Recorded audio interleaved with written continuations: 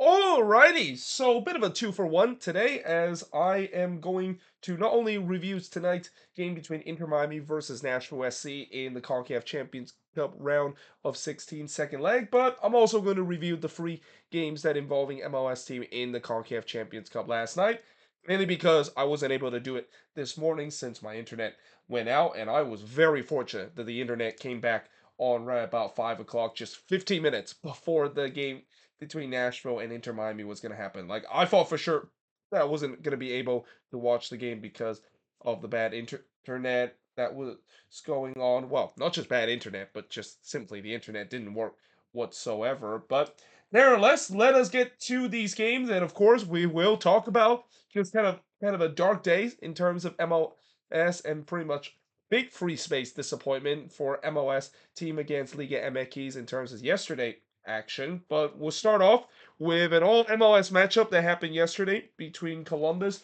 versus the Houston Dynamo. And I gotta say, Columbus, they just do not make things easy for them, do they? I mean, this is gonna be a thing that I think Crew fans will maybe start getting a little frustrated with Wilfred Nancy with the way that, yeah, they kind of sometimes make it a little interesting, and not to mention once again giving up a late goal late in this game. Now, early on, I just want to mention it was a very empty stands at lower.com field, which again I can understand because it's a midweek game. It's against another MLS opponent, which that usually doesn't draw very well. But also it doesn't help the fact that the kickoff of this game was 6 p.m. local time. It was a very early kickoff for a Tuesday night. So it's not a big surprise that there wasn't a lot of Crew fan that made their way in the stands. I think there was only like 3 or 4 thousand fans in the stands. That was one of the lowest attendance game I've seen at lower.com field in a very long time. But that being said, even though it wasn't really packed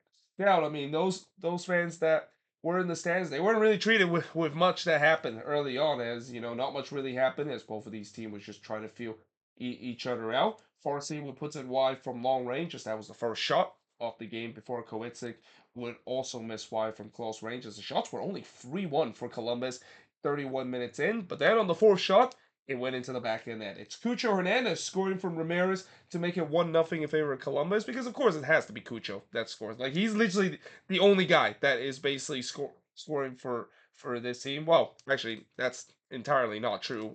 We did see two different goals scored last week in Columbus win over the Chicago Fire. But still, it just feels like whoever is on the score sheet for Columbus is always going to be Cucho Hernandez, and he did it again here scoring. Though this is one that I think Steve Clark probably would love to have back, because again, I talked about many times with keepers getting beat in the near post, and this is one that definitely looked like it was savable, especially with the caliber that Steve Clark is. You would expect him to save that, but nevertheless, the Crew wouldn't care. They were leading 1-0 heading into halftime. Now, in the second half, Gregush would have a shot that was blocked on the doorstep of goal before Aliu would pull it wide from long range. And I thought the Dynamo started the second half the better side. And that was kind of expected, because you knew that they had to push to try to get 2 goals to overturn the aggregate score deficit. Schulte would then deny Bossy from long range, but then Nagby would hit one right to Clark before Russell Rowe. Oh boy, this is one that he would love to have back. Man, I know he scored over the weekend against Chicago, but this has to be Barry. I mean, he was wide open from 12 yards out. He had time to set himself up, and he just completely missed the target. Like, at the bare minimum, you have to at least test the goalkeeper in that position. But there was no doubt that Columbus woke up in the second half. They were looking to get a second goal. Hedestroza would hit one right to Clark before Ramirez would put it high from close range. He would do the same thing just 5 minutes later. And really, as the time winds down, it looked like Columbus was just trying to cruise their way to a 1-0 and 2-0 aggregate score. Well, I said that they were looking for a second goal, but in reality, they were just kind of cruising their way to trying to move on into the next round, where they have that showdown against Tigres, and also a little spoiler alert in terms of that as well. But that being said, in the 87th minute, a penalty was given to the Houston Dynamo, as Maria would handball this one in the box, which allowed Griffin Dorsey to get one back for the Dynamo and ties this game up, which he does. So he buries that one, and it's all tied up at one apiece. And keep in mind, there was still 4 minutes left in terms of stoppage time in this game, and that if you ask any Columbus Crew fan, they have seen this story before where they have blown leads late in the game, and you can instantly even sense the nervy energy inside Lower Dock Caulfield as soon as that penalty is buried. I mean, I'm pretty sure a lot of Crew fans were thinking, "Oh boy, here we go again." The good news is they were able to hang on in terms of the aggregate score, as despite the fact that they didn't get a win in this one, they do win the aggregate score 2-1, and that goal that was scored by Matan in in the game at Houston in the first leg. Well, that actually turns out only to be the difference, but that goal, if they didn't score that one, they would have lost this tie because Houston would have moved on into the next round on away goals. So yeah, that's just kind of the little detail in terms of how sometimes in these all MLS matchup where sometimes it can be very tense, like what we've seen in this match where there wasn't really much separated. That one big moment can really be a huge part of a two-leg affair. And again, that Matan goal turns out to be really the big difference. As yeah, Columbus, of course, they're moving on into the next round. Though again, as I mentioned, it's not going to be easy in terms of their next round because they have to now be the next gauntlet of facing against the mighty Tigres in the CONCACAF Champions Cup quarterfinal. But now that being said, moving on to now talk about what I'm pretty sure a lot of people want me to talk about, which is the absolute massacre that we saw down in Mexico between the Philadelphia Union versus Pachuca. So, in the first half, 2 minutes in, Rodriguez would put it wide from close range before a penalty was given to Pachuca as Wagner brought down Rodriguez in the box, which allows someone Rondon to score on the penalty, and he buries it. So that made it 1-0 in favor of Pachuca. That was probably the worst possible start for the Philadelphia Union. Like, one thing about when you ever face against a Liga MX team down in Mexico, and especially you're heading into the second leg with the aggregate score still all tied up, you do not want to give up an early goal because if you give up an early goal, we have seen so many times where MLS team give them an early goal and they just never able to come back. And I think to no one's surprised that of course is the case. Though I think to everybody's surprise, I didn't think it was gonna turns out to be an absolute massacre as what we see in this game. Though in the 19th minute, Blake would rob Rondon from close range. It was all Pachuca up to this point. I mean, it was man against boys really from minute one in this game, and I already thought that this could get ugly for the Union because I've seen this before, where when a Liga MX team has their way against an MLS team, it could get really ugly, and the goals would definitely start to come. In fact, the shots were 5-0 for Pachuca 30 minutes in. The pace definitely slowed down, though that didn't really help the Union either because they looked like they were already out of breath due to the altitude. Again, this is one of the things that I've mentioned in my rant playing earlier today about how when you have a team that doesn't really have a big squad and they've been playing so many games in such a short amount of period early in the season, this of course will happen. But in the 37th minute, Idrisi would hit one right to Blake before the first shot for the Union didn't came until the 41st minute, and it was actually a good attempt there from Jack McGlynn. He basically fires his one long range that I think kind of caught Moreno by surprise a little bit, the Pachuca goalkeeper, and he had to save this one.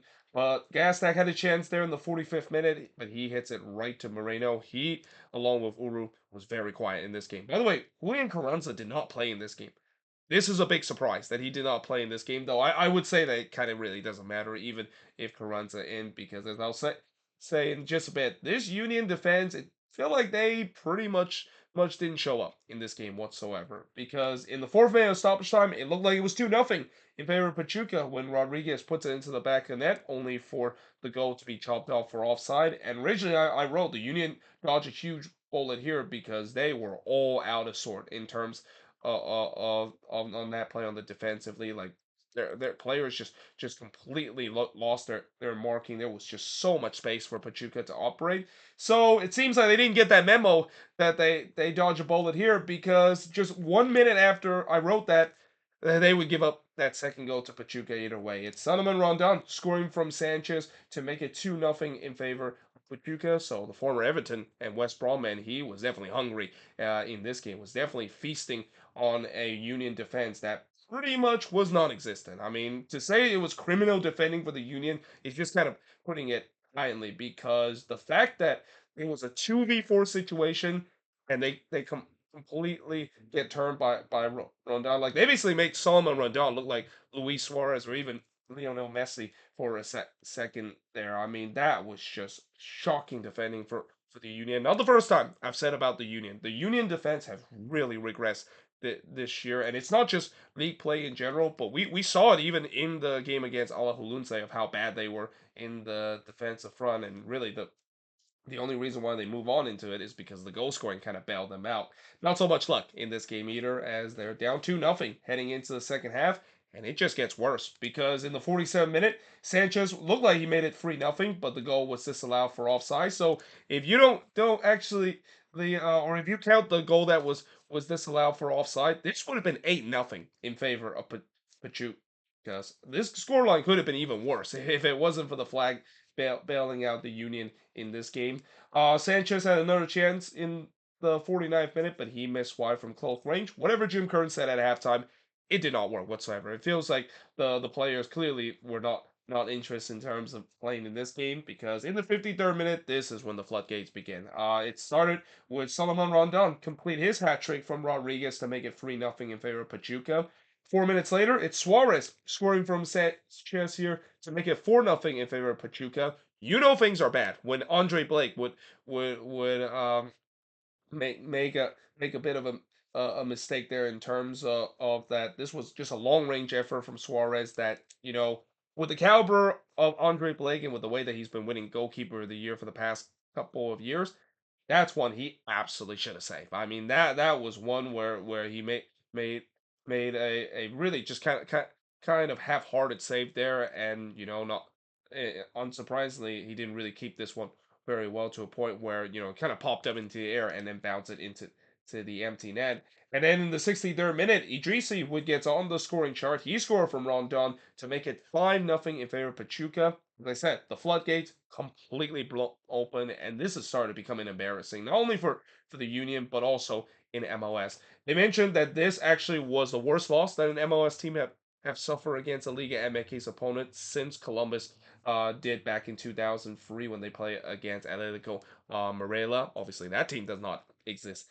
anymore, but obviously we knew that back then MLST was always going to be overmatched because that was only like the first couple of years of that MLS exists facing against a Liga MX league that's been exists for a long time. But to no one really can imagine the fact that it could still happen in the year of 2024 when what MLS was supposed to be a league that what many people, well, including myself, said that they have closed the gap, and it seems like they're starting to be more competitive than ever against Liga MX, and this happened. I mean, this is just an absolute embarrassment to show in the league, and I guarantee Don Gabber probably saw this too, and this is why I'll mention in the News of the Week episode. It feels like they might have already made some changes in terms of the roster rule, but in the 68th minute, Idrisi would hit it high from long range. There was no mercy shown for Pachuca, and why not? I mean, why not toy with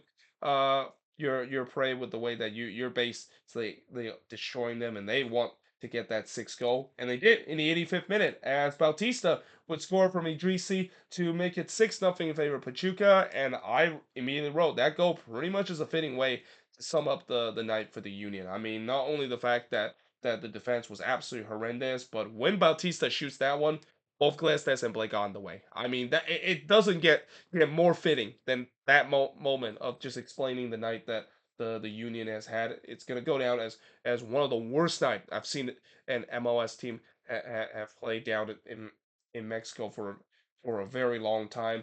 Bautista then looked for a second, but he missed wide there. And as the full time whistle was blown exactly at 90 minutes, you feel like that was just kind of a mercy whistle because in the end, my word, what an embarrassment! This was 6-0. Uh, that was the win for Pachuca. I didn't even wrote the aggregate score because we already know what the aggregate score is in this one since the first leg was a 0-0 draw. But the shots in this one kind of sums up the story. 60, or not 60, 21 shots compared to 5 that the Union has. It might as well be 61 shots in this game. 13 shots on goal compared to 3 that the Union had. 7 shots off target to 2 that the Union has. No shots that was blocked compared to 3 that Pachuca has. And Actually, got a little smirched there, but the possession wise, 59% possession compared to 41% possession that the Union has in this game. And honestly, it was men's against boys throughout the full 90 minutes. And this is a game that, unfortunately, Liga MX is going to use this as an example of, you know, how all those talks about how you're closing the gap on us in terms of the competitives.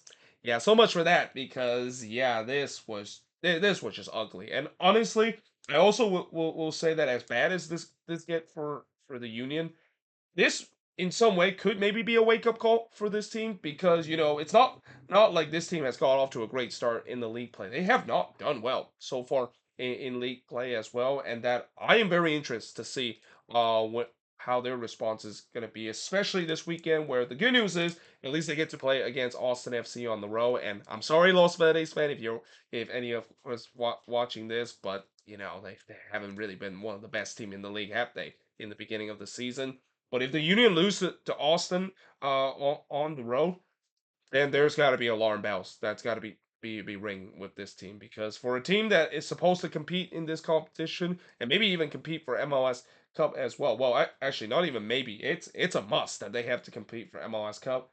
This is a huge concern. Seeing this kind of performance that they put in, and really the only positive I can say about it is that now all they need to do is focus on the league, and they just need to put this behind because just this is kind of a performance that I've seen before where it can really damage the psyche of a team for the rest of the season. And I know it's still early in the season, but this is where we're gonna have to really see what the Union are made of. And the Union has had shown some good mentality before. This is where it can be really at the mercy and at the test if they can overcome of just this absolute shellacking that I've seen. I mean, I've seen some bad losses by MLS team against Liga MX team, but this is by far the worst I have seen in a very long time, probably ever since I started watching the CONCACAF Champions Cup. With that being said, now I am going to switch words, and instead of pausing it, you know what? I'm gonna just manually switch forward right now because what need to pause the video when I can just manually do this? And of course, I had another board behind me, so I make this a little bit easier for me to kind of switch boards.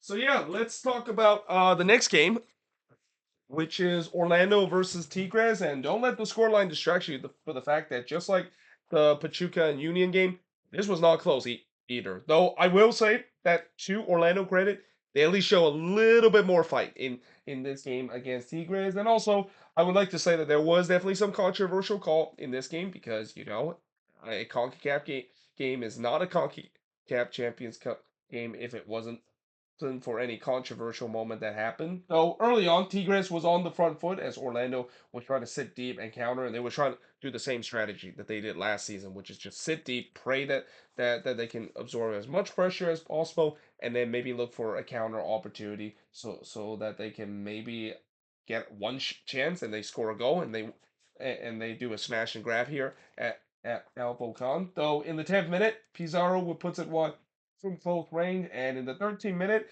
well, Orlando hoped to keep this a scoreless draw into an end very quickly, as Flores would score here to make it 1-0 in favor of Tigres. Originally, they gave it to Gignac there, but it definitely didn't look like it touched Gignac there when this ball was going in. So yeah, either way, that was 1-0 in favor of Tigres, and just like what I said about the last game, that was possibly the worst possible outcome for Orlando, and just this is a worst possible outcome for any MLS team going down to Mexico and find yourself down 1-0 so quickly in this game. And I already wrote this could be a long night for Orlando because I've already saw the embarrassment that the Union had against Pachuca, and I thought, oh boy, we're gonna in for another embarrassment aren't we, because of the way that Tigres was dictating the game. Though in the 18th minute, it looked like that was going to be the case when Verhulsen brought down Flores in the box. Now, I'm not going to lie, I do think that that was a bit of a soft penalty. I mean, yes, Verhulsen probably shouldn't have charged behind Flores there, bring him down in the box, and it was a little bit clumsy there from Dagadan, but still, I feel like that was a bit of a soft penalty. But nevertheless, Andre Pierre Gignac steps up to take the penalty. I mean, Andre Pierre Gignac is not going to miss, and he does not miss here. He buries this one to make it 2-0 in favor of Tigres. But then, just 3 minutes later, to everybody's surprise, and to my biggest surprise, Orlando was awarded with a penalty. And apparently, Gignac, who is the guy that scored on the penalty, he would brought down Janssen in the box. And I want to write brought down with a quotation mark because I got to say, this felt like it was a makeup call. Because that, if you would have asked me, between the Gignac foul on Janssen to the Forholson foul on Flores. Both of those fouls are pretty similar, except I think the Gignac one probably is more extreme to a way where it probably should not have been a penalty. I mean, it was pretty clear that Robin Janssen made a huge meal out of that. But nevertheless, Orlando gets a makeup call, which is again something you usually do not see. MLS team get the benefit in against a Liga MX team in the CONCACAF Champions Cup game. But that being said, Facu Torres steps up to take the penalty and he buries it. So yeah, it was 2-1 in this game, and I'm just thinking, well, maybe something special could happen because, like I said, that really kind of caught me by surprise that that this is one of the rare time where an MLS team gets the benefit of a call against a Liga MX opponent. And in fact, in the 24th minute, it looked like Orlando was going to get another penalty, as there was a shout for a handball this time, but this time the referee was unmoved. Though in the 25th minute, Gignac would puts it wide from long range, and then Angulo would puts it wide from long range in the 27th minute. And Tigres, they kind of start dictating the play again. And they were definitely not happy after giving up that goal. They were hungry to get one back. And they almost got one back if it wasn't for Galese absolutely robbing Samir from point blank effort. I mean, that was just a cat-like reflex. It's kind of an El Pupo kind of reflexes there from Galese that even though he has had a bit of a rough start to the season, he can still make these crazy saves. But there was no doubt that Orlando, I did think, started to get into this game, but still, they just look really slow in the final third, which, again, has been a problem for this Orlando team throughout the beginning of the season. Gorian would then puts it way high from long range, and we head to halftime with Tigres leading 2-1 against Orlando. In the second half, there was a shot for a penalty for Tigres not given before Samir had a shot that was blocked by his own teammate, Gignac, who was in an offside position, and Orlando dodged a huge bullet here because that shot from Samir was going to the back of the net. If it wasn't for Gignac getting in the way that was 3-1 in favor of Tigres. Quinones would then hit one right to Galese, but then in the 70th minute, it would be 3-1 in favor of Tigres, as Gorian would get on the score sheet here to make it 3-0, though this is a bit of a controversial goal because, it definitely looked like there were some angle that maybe that ball didn't cross the line. I mean, with the way that it kind of bounces and then Galese tried to keep that out. I mean, again, it's very debatable, and because the call on the field says it's a goal, you have to have definitive evidence that to overturn it. And knowing that this, of course, is CONCACAF, and I mean, I was hoping that maybe Orlando would get another lucky call going their way, but after getting one lucky call, I think maybe they used up on that. And that I also think that in the end, even if it wasn't for CONCACAF reason, I think they made the right call because unfortunately, like MLS, CONCACAF doesn't have goal line technology, and based on the camera angle that we've seen, I mean, you can make a case that maybe it didn't cross the line, but I can't make the case. The fact that it is definitive and there's a clear and obvious uh kind of look that says that ball did not cross the line. So the goal was given. It was 3-1 in favor of Tigres. And then Tigres again, even though Tigres has been so dominant in this game, they always just love to give Orlando a chance to come back into this, or give them help to come back into this, because in the 73rd minute, our Carioca would get himself sent off in this one, and rightfully so. I mean, he put way up high there, caught Enrique in the jar there. I mean, that is a definition of endanger your safety of your opponent. So that's an automatic setting off. Orlando was up a man, but it didn't help them because Tigres would make it 4-1 in this one,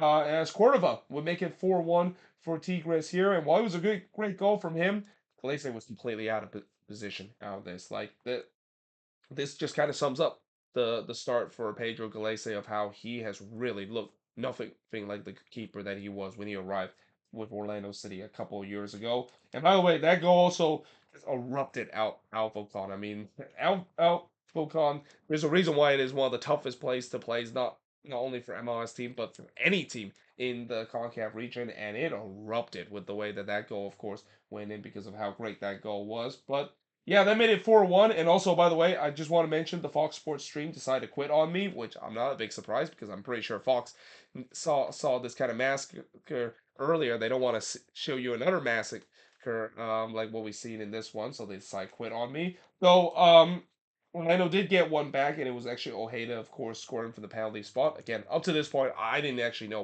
what happened, and I actually didn't really want to attempt to restart it because I knew this was going to get more ugly. But nevertheless, at least that penalty kick goal did make the scoreline a little bit more respectable compared to the previous game. But still, it was a relatively comfortable second leg win for Tigres at Alvocon. 4-2 is the final score. Shots in this one, 17 shots for the 12 that Orlando has. 4 shots on goal compared to 8 that Tigres had. 3 shots off target compared to 5 that Tigres had.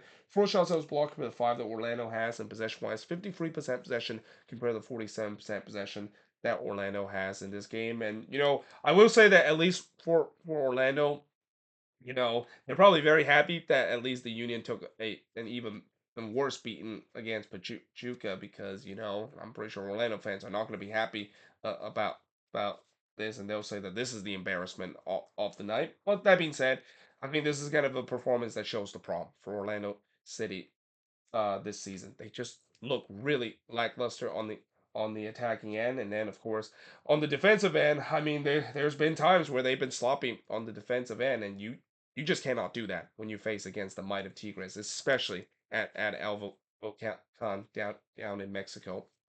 But that being said, moving on into the last game, and after talking about the massacre that we saw between Pachuca and the Union, and the sort of massacre in this game between Tigres and Orlando City. Well, actually, I wouldn't say this is a massacre. I would just say this feels like a typical kind of an MLS team fell victim to the might of Tigres and Alvocán to an all MLS matchup between Inter Miami versus Nashville. So after what we saw in the first leg, I was hoping the second leg would live up to its potential, and I mean.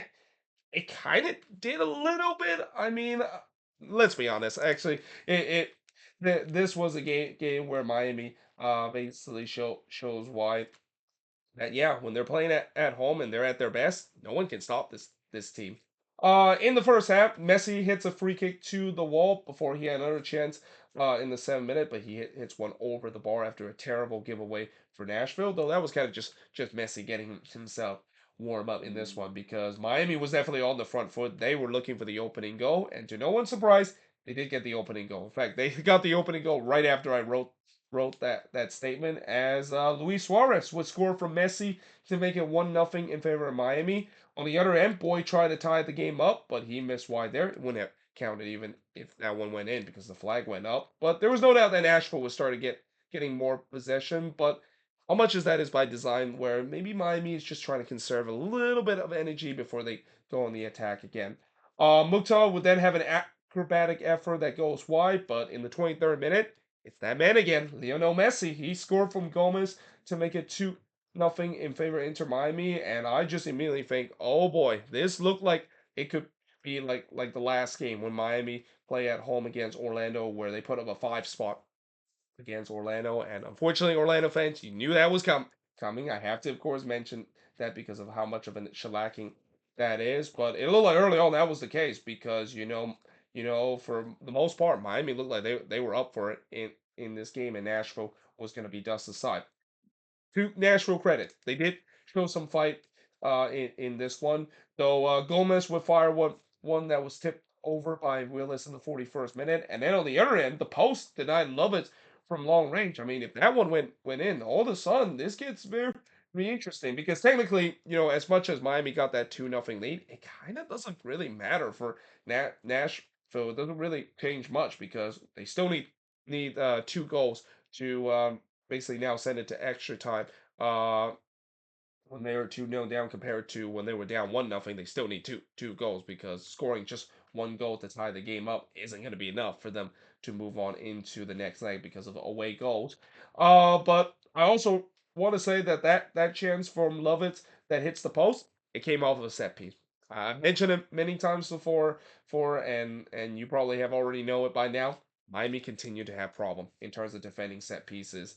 Davis then had a shot that was blocked by his own teammate, which was in an offside position. So that's very unfortunate. Very similar to in this situation when Samir had a shot that was blocked by his own teammate who was in an offside position. But we do head to halftime with Miami leading 2-0. In the second half, Messi actually was subbed off in the 50th minute. Now, I'm pretty sure it was for precautionary reason because, Messi has played a lot of games lately, though he didn't play in the weekend's game. So I wonder, it's kind of interesting that they decided to sub him off that early, considering he didn't play over the weekend. But again, it's for precautionary reason. They still have a game on the weekend, which I'm pretty sure Tata Martino realized that, and he's gonna have to have some of his best player. And he probably also feel like maybe they can get away with not having Messi in the team, knowing that they have a bit of a lead in the aggregate score. But that being said, it's not a bad sub to come on for Messi too. Robert Taylor comes in. He's been a guy that's been very dangerous coming off the bench. Boy had it tapped in the 52nd minute, but he couldn't quite get it right. And I thought Nashville really come out strong. Again, this is the thing about this game why I said maybe it kind of lived up to the expectation because Nashville didn't just lie down. And Nashville has shown before they have shown some resilience and they were coming out strong looking to try to get one back. In fact, they almost got one back if it wasn't for Calendar making an absolute robbery of Lucas Milton on the doorstep of goals. And in fact, up to this point, the shots were now 6-5 in favor of Nashville. So Nashville started to overtake Miami in terms of shots in this one. Surridge then missed wide from close range in the 59th minute, but then in the 62nd minute, and this has to be a dagger for Nashville to suffer because really just completely against the run of play. Robert Taylor scored from Suarez to make it 3-0 in favor of Miami. Really, that was kind of the first real opportunity that Miami has had in the second half, and they put it into the back of net. I mean, that just kind of shows you the quality that Inter Miami has, where it really doesn't matter when you face against Inter Miami how dominant that you are. You don't take your chances, they're gonna most likely take theirs, and it doesn't take them one or two to do. They usually will show their clinical finishing. So yeah, they made it 3-0 again, completely against the run of play, and might be a dagger for Nashville because now the Mountain is at 3 goals in terms of overcoming this two-legged affair. Willis then denied Suarez from close range before Boy puts it way wide from long range in the 74th minute. And then it looked like Nashville did get one back when Honey Mukhtar puts it into the back of net. The problem was it was disallowed for offside, and they took a very long look at that. I mean, this was a really long look for a VAR call that it almost felt like I thought the replacement referee was in this one because the replacement referee tends to take a little longer time to look at it, but eventually they did rule that of course is offside. Now I will say that to be fair, it was relatively close, so maybe that's why they took a bit of a long look. But I just kind of had a feeling that are we gonna have unnecessary like 6 minute of stoppage time because of how long that look is for that VAR call? Spoiler alert: we didn't get 6 minutes of stoppage time in this one. We only got four in this game. Then Suarez tried to chip Willis from long range, but he missed wide in the 83rd minute before Moore puts it high from a point blank effort. And then in the second minute of stoppage time, or the third minute stoppage time, that is, Sam Surridge would score from Mukhtar to make it 3-1 in this one. Actually, I said that there's not 6 minutes stoppage time. They actually did play into the 6 minute because they had to look at VAR for this as well. It took a bit for them to look at, but eventually said that the goal was good. There was no offside, so at least Nashville got one back in this one, but it was really just a consolation goal. As in the end, Miami moving on into the quarterfinal, they faced the winner of the Cincinnati versus Rayados game. Shots in this one: 10 shots for the 14 that Nashville has, 3 shots on goal for the 5 that Miami has, 6 shots off target for the 3 that Miami has, 2 shots blocked for to 3 that Nashville has, and possession wise, 45% possession compared to the 55% possession